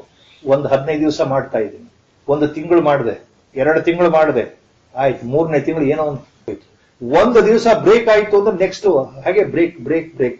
ಸೊ 1 ತಿಂಗಳು ಜಪ ಮಾಡಿ 4 ತಿಂಗಳು ಮರೆಯೋದು. ಮತ್ತೆ 15 ದಿವಸ ಜಪ, ಅಯ್ಯೋ ನೆನಪಾಗ್ಬಿಡುತ್ತಲ್ಲ, ಅಪರಾಧಿ ಪ್ರಜ್ಞೆ, ಮಾಡೋದು ಬಿಟ್ಬಿಟ್ಟಿದ್ದೀನಿ, ಅಯ್ಯೋ ಮತ್ತೆ ಶುರು ಮಾಡು. ಮತ್ತೆ 1 ವಾರ ಮಾಡಿ ಮತ್ತೆ 6 ತಿಂಗಳು ಮರ್ತು ಹೋಗೋದು. ಅಭ್ಯಾಸೇನ ತು ಕೌಂತೆಯ. ಎಷ್ಟೇ ತೊಂದರೆ ಆದ್ರೂ ಮನಸ್ಸಿಗೆ ಒಂದು ಹೇಳ್ಬಿಡ್ಬೇಕು, ನಾನು ಡೈಲಿ ಒಂದು 5 ನಿಮಿಷ ಮಾಡಲೇಬೇಕು ಅಂತ ಗುರುಗಳಿಗೆ ನಾನು ಮನಸ್ಸಲ್ಲಿ ವಚನ ಕೊಟ್ಟಿದ್ದೀನಿ. ಮನಸ್ಸು ಅಷ್ಟು ಬೇಗ ಕರಗಲ್ಲ, ಮನಸ್ಸು ಅಷ್ಟು ಬೇಗ ಹಿಡಿತಕ್ಕೆ ಬರೋಲ್ಲ. ಇದು ಭಗವಂತನ ಹೇಳಿದ ಮಾತು, ಅದು ಆತನಿಗೆ ಗೊತ್ತಿದೆ. ಅದನ್ನ ಮನಸ್ಸಲ್ಲಿ ಇಟ್ಕೊಂಡು ಏನ್ ಹೇಳ್ತಾ ಇದ್ದಾನೆ ಇಲ್ಲಿ ಈ ಶ್ಲೋಕದಲ್ಲಿ, ಅಥ ಚಿತ್ತಂ ಸಮಾಧಾತುಂ ನ ಶಕ್ನೋಷಿ ಮಯಿ ಸ್ಥಿರಂ ಅಭ್ಯಾಸ ಯೋಗೇನ ತಥೋ ಮಾಂ ಇಚ್ಛಾಪ್ತುಂ ಧನಂಜಯ ಇಚ್ಛ Dhananjaya. So if you can't fix your mind firmly on me, as earlier I told you Arjuna, then by constant practice of this constant yoga of practice, abhyasa yoga, this yoga of practice, by constant practice ಅಂತ ಮರಳಿ ಮರಳಿ ಯತ್ನ ಮಾಡ್ತಾ ಮಾಡ್ತಾ ಬೇರೆ ದಾರಿನೇ ಇಲ್ಲ. there is no other way, only by constant practice. ಸತತವಾಗಿ ನಿರಂತರವಾಗಿ ಒಳ್ಳೆ ಮನಸ್ಸಿಂದ ಭಗವಂತನಲ್ಲೇ ಮನಸ್ಸಿಟ್ಟು, ಭಗವಂತ ನನ್ನ ಮನಸ್ಸು ಚಂಚಲ ಆಗ್ತಾ ಇದೆ, ಆಗ್ತಾ ಇಲ್ಲ ನನ್ನ ಕಡೆ ಮಾಡ್ಲಿಕ್ಕೆ, ನನಗೇನು ಮಾಡ್ಲಿಕ್ಕೆ ಆಗ್ತಾ ಇಲ್ವಲ್ಲ, ಅಂತ ಅನ್ನೋದನ್ನ ಬಿಟ್ಟು ನೀನೇ ನನಗೆ ದಾರಿ ತೋರಿಸು ಅಂತ ಹೇಳಿ ಸತತವಾದ ನಿರಂತರ ಪ್ರಯತ್ನಕ್ಕೆ ಅಭ್ಯಾಸ ಯೋಗ ಅಂತ ಭಗವಂತ ಹೇಳ್ತಾರೆ. ನಿನ್ನ ನಿರಂತರ ಪ್ರಯತ್ನದಲ್ಲಿ ನನ್ನನ್ನು ಸೇರ್ಲಿಕ್ಕೆ ಪ್ರಯತ್ನವನ್ನು ಮಾಡು. As our Gurudev put the ವ್ಯಾಖ್ಯಾನ for this, our Gurudev says what Lord means here, there is no short cut in ಸಾಧನ. ನಾವು ಯಾವುದೋ ಒಂದು ಕುತ್ಸಿತ ಮಾರ್ಗದಲ್ಲಿ ಬಹಳ ಬೇಗ ಭಗವಂತನ ಸೇರ್ತೀವಿ ಅಂತ ಹೇಳಿ ಆತನಿಗೆ ಲಂಚವನ್ನು ಕೊಟ್ಟು ನಮ್ಮ ಜೀವನದಲ್ಲಿ ಮಾಡಿದ ಹಾಗೆ ಮಾಡ್ತೀನಿ ಬರೋಲ್ಲ. ಇದಕ್ಕೆ ಹತ್ತಿರ ದಾರಿ ಯಾವ್ದಾರ ಇದೆಯಾ? ಇಲ್ಲ. ಇರೋದು ಒಂದೇ ದಾರಿ, ಎಲ್ಲರೂ ಆ ದಾರಿನಲ್ಲೇ ಹೋಗ್ಬೇಕು. ಇಲ್ಲ ನಾನು ಎಲ್ಲರಿಗಿಂತ ಮೊದಲು ಓಡ್ಬಿಡ್ತೀನಿ ಸೇರ್ಬಿಡ್ತೀನಿ ಅಂದ್ರೆ ಭಗವಂತ ಒಪ್ಪಲ್ಲ. There is no short cut in sadhana. You can't hoodwink the God. God is inside only, is watching what we are doing, what my mind says. So he values your constant practice, your mind mental setup. ನನಗೆ ಎಷ್ಟು ಭಕ್ತಿ ಇದೆ, ನನಗೆ ಭಗವಂತನ ಎಷ್ಟು ಶ್ರದ್ಧೆ ಇದೆ. ಶ್ರದ್ಧಾ ಬಹಳ important word. our Gurudev used to say have conviction. Our Gurudev used to say have conviction in what Guru says. The inner Guru is the outer Guru, the outer Guru is the inner Guru. There is no difference, and there is no difference between the inner Guru and the Lord himself. ನಿರಂತರ ಸಹಜವಾದ ಪ್ರಯತ್ನಕ್ಕೆ ಭಗವಂತ ಯಾವಾಗಲೂ ಮೆಚ್ಚುತ್ತಾನೆ. ಅಡ್ಡದಾರಿಯಿಂದ ಭಗವಂತನ ಸೇರ್ಕೊಳ್ಳಕ್ ಹೋದ್ರೆ ಭಗವಂತ ಒಪ್ಪೋದೇ ಇಲ್ಲ ಅಂತ ನಮ್ಮ ಗುರುಗಳು ಹೇಳ್ತಾರೆ. ಸಂಕಲ್ಪ V stop at this 9th ಶ್ಲೋಕ ಟುಡೇ. ವಸುದೇವಸುತಂ ದೇವಂ ಕಂಸಚಾಣೂರಮರ್ದನಂ ದೇವಕೀ ಪರಮಾನಂದಂ ಕೃಷ್ಣಂ ವಂದೇ ಜಗದ್ಗುರುಂ ಮೂಕಂ ಕರೋತಿ ವಾಚಾಲಂ ಪಂಗುಂ ಲಂಘಯತೆ ಗಿರಿಂ ಯತ್ಕೃಪಾತಮಹಂ ವಂದೇ ಪರಮಾನಂದ ಮಾಧವಂ. ನಾರಾಯಣಂ ನಮಸ್ಕೃತ್ಯ ನರಂ ಚೈವ ನರೋತ್ತಮಂ ದೇವೀಂ ಸರಸ್ವತೀಂ ವ್ಯಾಸಂ